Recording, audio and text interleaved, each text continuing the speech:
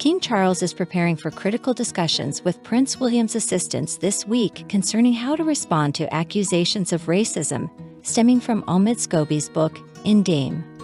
Buckingham Palace authorities will convene with Prince William's aides to examine potential reactions, carefully considering all options before finalizing any choices, according to one insider.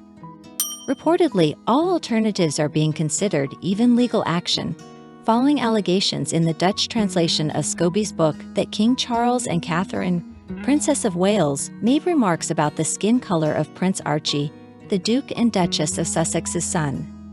Charles, having recently returned from the COP28 climate meeting in Dubai, is said to be taking the controversy over the book very gravely. During this week, it is claimed Charles will talk over the circumstances with senior counselors. However, aides have told reporters it will be business as usual for the royals, who aim to rise above this dispute. The king is slated to stay in Sandringham presently before traveling back to London for several formal appointments this week, incorporating a ceremony at Buckingham Palace and a philanthropic Christmas concert at Westminster Abbey.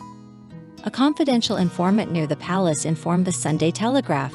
Discussions have transpired and will prolong those talks this week, but not in an urgent manner. Decisions will be made cautiously and deliberately with professionalism rather than in a rushed way over a weekend. According to Mail Online, Buckingham Palace is exploring who within their circle might have seen the correspondences between the King and Meghan Markle wherein the names were purportedly documented.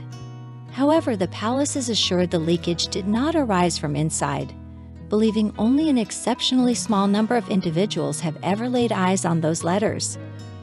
Meanwhile, Harry and Meghan have not publicly remarked on the scandal.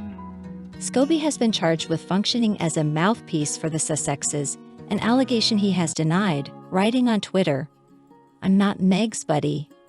Confidential informants near the Duchess of Sussex, who supposedly wrote down the identities of the two royal family members in letters to King Charles, have insisted to sources that she never planned for them to be openly identified.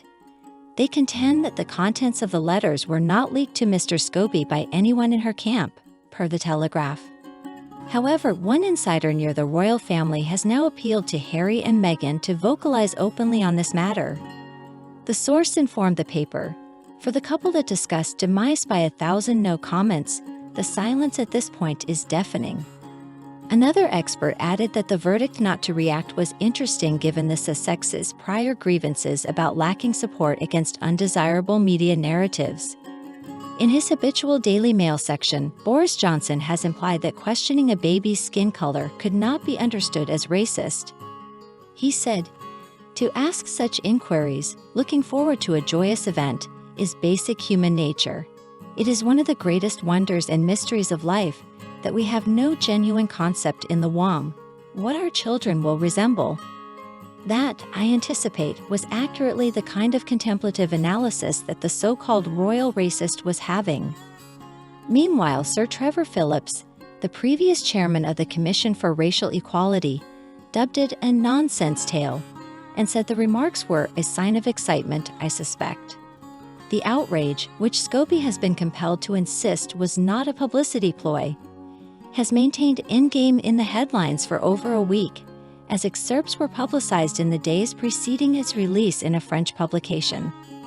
The most eye-catching extract printed in Paris Match alleged there was a second so-called royal racist, after Harry and Meghan implied a member of the royal household voicing unease over Archie's skin tone in 2021. Last year, Harry and Meghan sat down with Oprah for a bombshell interview. They made an explosive claim that while Meghan was pregnant with Archie, there were several conversations within the royal household about the potential skin color of their unborn son.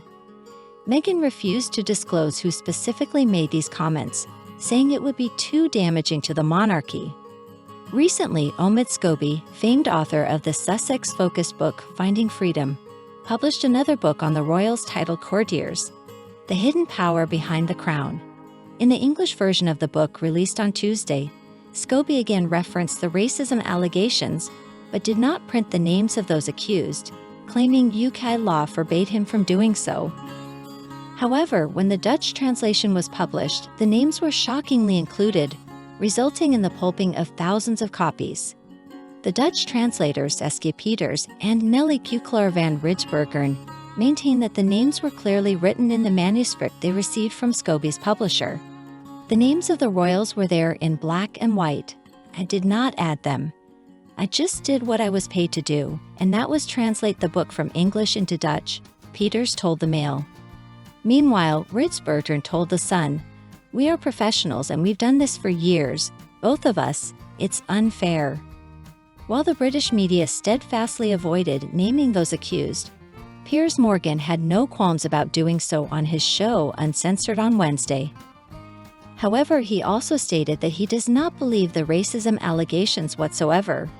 "Because I don't believe any racist comments were ever made by any of the royal family, and until there is actual evidence of those comments being made, I will never believe it," Morgan declared. He then doubled down later in the week, arguing that the British public deserved to know the identities revealed in the Dutch text regardless of truthfulness. Amidst the uproar, a distressed Scobie appeared on BBC's Newsnight to address the debacle. While he refused to apologize to the royals in question, stating he still wants answers about what truly happened, he did call it a translation error, and said the publisher has launched an investigation. For a book supposedly offering insight into the inner workings of the royal institution, Endgame has been panned by critics for its excessive anti-Kate Middleton rhetoric and lack of hard evidence. This is not the first time Scobie's reporting has raised doubts. When Finding Freedom was published back in 2020, many questioned whether it was an objective, unauthorized account, or if Meghan and Harry secretly collaborated with Scobie and Durand. On Newsnight, Scobie passionately denied accusations that he intentionally leaked the names as a publicity stunt, even swearing on his family's life that he remains as confused as the public about how this mistake happened. When asked pointedly by the host if he himself had perhaps written the names in some version of the manuscript, Scobie chose not to respond. So in summary, ever since exiting royal life, Harry and Meghan have levied extremely serious claims of racism against certain royals who have not been officially named in Britain.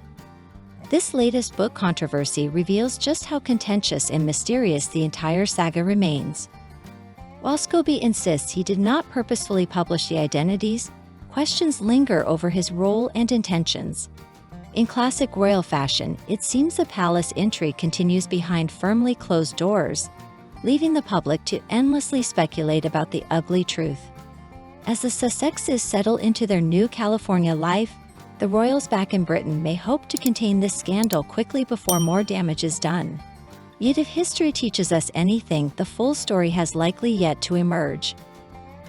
Dear friend, if you like everything new about the royal family and don't want to miss all the novelties, subscribe to our channel and like it. By doing so, you take part in our development. We work for you.